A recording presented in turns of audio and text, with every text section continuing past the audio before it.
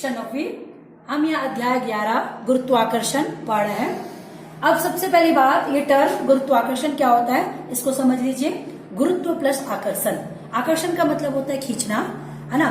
तो गुरुत्व मतलब होता है पृथ्वी जिस बल से सभी पिंडों को या सभी कणों को अपनी तरफ आकर्षित करती है, यह जो नियम है उसे ही हम क्या करते हैं, गुरुत्वाकर्षण कहते हैं।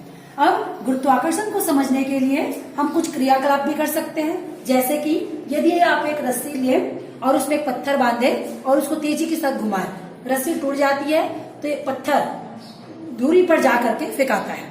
तो अब ये सोचने वाली बात है कि पत्थर हमेशा नीचे की तरफ क्यों फेंकाया, या कोई भी चीज नीचे की तरफ ही क्यों गिरती है, फल फ्रूट नीचे की तरफ गिरते हैं, है ना। और हम भी जब भी कहीं से कुछ भी चीज फेंकते हो तो नीचे की तरफ गिरते हैं।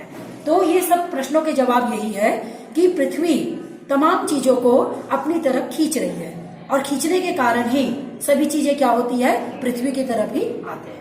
और हमने और भी उदाहरण देखे हैं, जब हम सीढ़ियां चढ़ते हैं तो हमको ज्यादा थकान महसूस होती है, जब हम उतरते हैं तो हमको कम थकान लगती है। रीजन ये है कि जब हम सीढ़ियां चढ़ते हैं तो हम क्या करते हैं, गुरुत्व के विरुद्ध मतलब पृथ्वी के विरुद्ध चढ़ते हैं, इसलिए पृथ्वी हमको खींच रही है, उसके विरुद्ध हम बल लगा रहे हैं। जबकि हम नीचे उतरते हैं तो हम पृथ्वी के साथ साथ उसी बल में उतरते हैं, इसलिए क्या करना पड़ता है, हमको कम बल लगाना पड़ता है।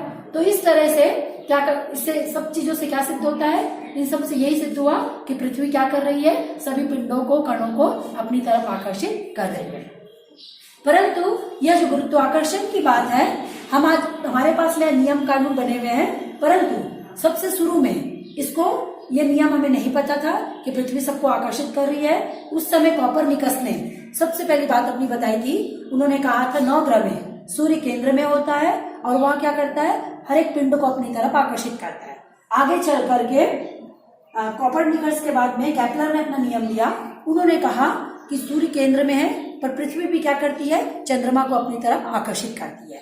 मतलब जो सूर्य है वो ग्रहों को आकर्षित करता है और पृथ्वी चंद्रमा को और दूसरों पिंडों को आकर्षित करती है। आगे चलकर इन्हीं बातों को और वेरीफाई करने के लिए आइजैक न्यूटन ने अपना नियम दिया, और गति के नियम के आधार पर उन्होंने बताया कि जो पिंड है वो केवल एक दूसरे को ही आकर्षित नहीं करते, बल्कि जो पृथ्वी है वो तमाम पिंडों को, तमाम कणों को अपनी तरफ आकर्षित करती है।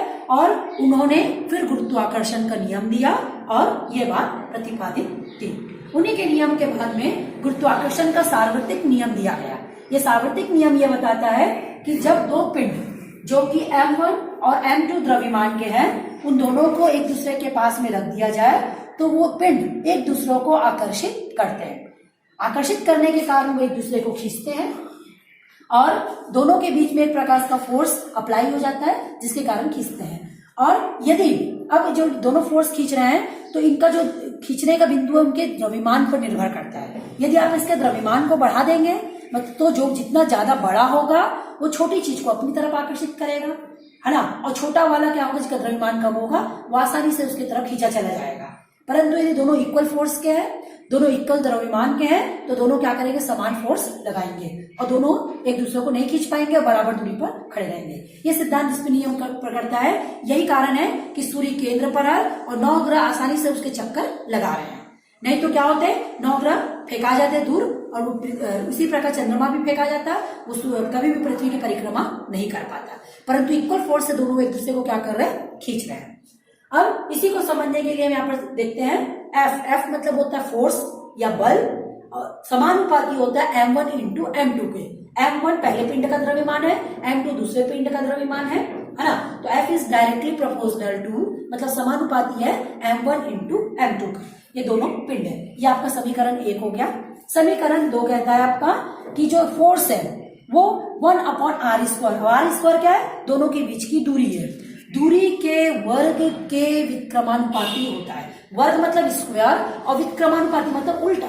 समानुपाती मतलब समान और विक्रमानुपाती मतलब 1/में जब आ जाता है तो विक्रमानुपाती। इसका मतलब समानुपाती का मतलब ये होता है, आप F को बढ़ाएंगे तो M बढ़ेगा, मतलब द्रव्यमान जैसे जैसे बढ़ेगा बल का मान भी बढ़ते जाएगा। परंतु विक्रमानुपाती का मतलब होता है जैसे जैसे दूरी बढ़ते जाएगी उसका बल का मान घटते जाएगा। मतलब इस पिंड को आप जितना दूर ले जाएंगे उस पर बल का मान कम लगेगा, पर पिंड को एकदम पास ला देंगे तो बहुत तेजी से उसके ऊपर बल लगेगा। तो जो बल होता है उसकी दूरी के वर्ग के विक्रमानुपाती होता है जबकि द्रव्यमान उसके बल के समानुपाती होता है। तो ये आपका समीकरण 2 हो गया।